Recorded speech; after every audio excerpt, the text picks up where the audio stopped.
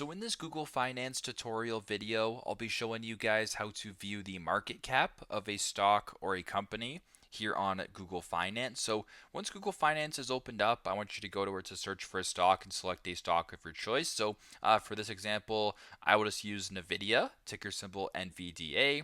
Once you have the company selected, I want you to scroll down all the way to the very bottom to where it says income statement. Now, where it says financial right here, you can go ahead and check the income statement if you want. But actually, this is not what you're looking for.